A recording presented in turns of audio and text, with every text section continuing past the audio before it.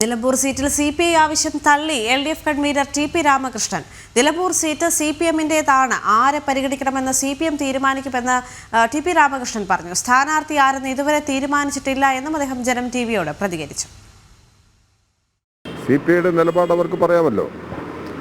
Nilambur seat CPM-ന് അനുവദിക്കപ്പെട്ട സീറ്റാണ്, ഇടതുപക്ഷ ജനാധിപത്യ മുന്നണിയിൽ.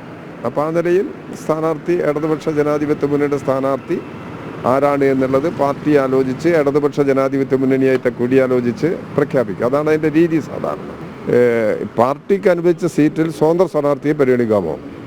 സ്വതന്ത്ര സ്ഥാനാർത്ഥിയെ പല ഘട്ടങ്ങളിലും പരിഗണിച്ചിട്ടുണ്ട്. ഇനിയും സ്വതന്ത്ര സ്ഥാനാർത്ഥികളെ പരിഗണിക്കും. നിലമ്പൂർ സീറ്റിൽ ആര് സ്ഥാനാർത്ഥി എന്നുള്ളതിനെക്കുറിച്ചുള്ള ആലോചനയൊന്നും നടന്നു കഴിഞ്ഞിട്ടില്ല. ഉചിതമായ സ്ഥാനാർത്ഥിയെ അവിടെ തീരുമാനിക്കും. സ്ഥാനാർത്ഥി ഇല്ലാത്തൊരു പ്രശ്നം നാളെ വരില്ല. സ്ഥാനാർത്ഥി അതിൻ്റെ യുക്തമായ രീതിയിൽ തന്നെ സ്ഥാനാർത്ഥിയെ തീരുമാനിക്കും. അഖിൽ പാലോട്ടുപടം ചേരുന്നു വിവരങ്ങളുമായി. അഖിൽ, ഇപ്പോൾ LDF-നുള്ളിൽ തന്നെ വളരെ വലിയൊരു തർക്കം നടക്കുകയാണെന്ന് മനസ്സിലാക്കാൻ സാധിക്കുന്നുണ്ട്. മുഖ്യ സഖ്യകക്ഷിയായ CPI-യെ എപ്പോഴും അവഗണിക്കുന്ന ഒരു സാഹചര്യം ഉണ്ടെന്നും ഏകപക്ഷീയമായി CPM കാര്യങ്ങൾ തീരുമാനിക്കുന്നുവെന്നുള്ള ആക്ഷേപത്തെ ശരിവെക്കുന്ന തരത്തിലേക്കാണ് നിലവിലിപ്പോൾ കാര്യങ്ങൾ പോയിക്കൊണ്ടിരിക്കുന്നത്, അല്ലേ?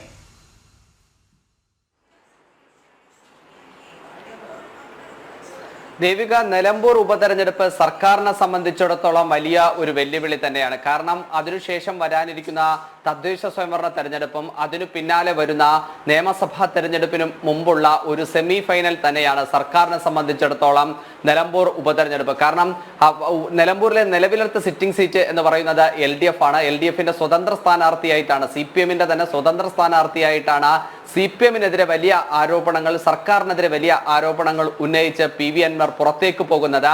അതുകൊണ്ട് തന്നെ അൻവറിന് കൂടിയുള്ള മറുപടി കൂടിയാണ് ഉപതെരഞ്ഞെടുപ്പിനെ ആയിട്ടാണ് LDF നോക്കിക്കാണുന്നത്.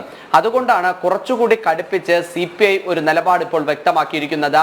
CPI-യുടെ സംസ്ഥാന അസിസ്റ്റന്റ് സെക്രട്ടറി PV സുനീറാണ് ഇന്ന് മാധ്യമങ്ങളോട് പറഞ്ഞത്, അൻവറിനെ പോലെ ഒരാളെ ഇനി CPM പരിഗണിക്കരുത്, അങ്ങനെ പരിഗണിച്ചാൽ അത് കൂടുതലായിട്ടുള്ള നാണക്കേട് LDF-ന് ഉണ്ടാകും എന്ന തരത്തിലായിരുന്നു CPI-യുടെ ഭാഗത്തുനിന്ന് ഒരു പ്രതികരണം ഉണ്ടാകുന്നത്. എന്നാൽ ആ പ്രതികരണത്തെ പൂർണ്ണമായും LDF കൺവീനറും CPM-ന്റെ കേന്ദ്ര കമ്മിറ്റി അംഗവുമായ TP രാമകൃഷ്ണൻ തള്ളുകയാണ്. അതിൽ പറയുന്നത് CPM-ന്റെ സീറ്റാണ് നിലമ്പൂർ എന്ന് പറയുന്നത്, അവിടെ ആരെ സ്ഥാനാർത്ഥിയാക്കണമെന്ന് തീരുമാനിക്കുക അത് CPM ആയിരിക്കുമെന്ന കാര്യമാണ് TP രാമകൃഷ്ണൻ പറയുന്നത്. സ്ഥാനാർത്ഥിയെ സ്വതന്ത്രനെ തീരുമാനിക്കണമോ, പാർട്ടി ചിഹ്നത്തിൽ ഏതെങ്കിലും പാർട്ടി സ്ഥാനാർത്ഥിയെ മത്സരിപ്പിക്കണോ എന്നുള്ള കാര്യങ്ങളെല്ലാം തന്നെ CPM തീരുമാനിച്ചുകൊള്ളും. കാരണം സ്വതന്ത്രയും പലതവണ പരിഗണിച്ചിട്ടുണ്ട്, ആ പരീക്ഷണങ്ങളൊക്കെ തന്നെ വിജയിച്ചിട്ടുണ്ട് എന്നുള്ള ഒരു ആത്മവിശ്വാസമാണ് TP രാമകൃഷ്ണന്റെ ഭാഗത്ത് നിന്നുണ്ടാകുന്നത്. അതുകൊണ്ട് തന്നെ ആ സ്ഥാനാർത്ഥിത്വ ചർച്ചകളിൽ പോലും CPI-ക്കും CPM-നും തമ്മിൽ ഇടയിൽ വലിയൊരു തർക്കം നിലനിൽക്കുന്നുണ്ട്. LDF-ൽ ഒരു ആശയക്കുഴപ്പം നിലനിൽക്കുന്നുണ്ട് എന്ന് നമുക്ക്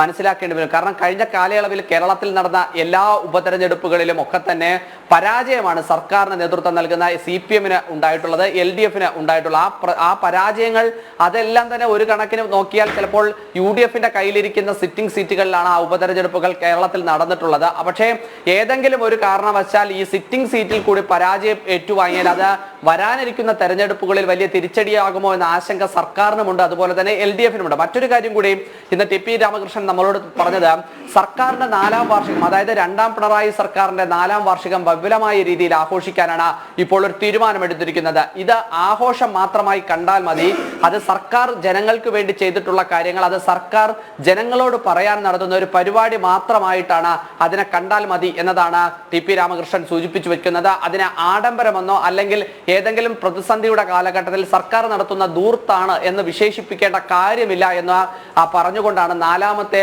ഈ വാർഷികാഘോഷങ്ങൾ വരാനിരിക്കുന്ന 21-ാം തീയതിയാണ് മുഖ്യമന്ത്രിയുടെ ആ പര്യടനം ആരംഭിക്കുന്നത്. അതിനു മുമ്പോട് തന്നെയായി അതിനൊരു പ്രതിരോധം, കവചം തീർക്കുകയാണ് LDF കൺവീനർ എന്നും നമുക്ക് വിലയിരുത്തേണ്ടി വരും. ദേവിക, ശരി.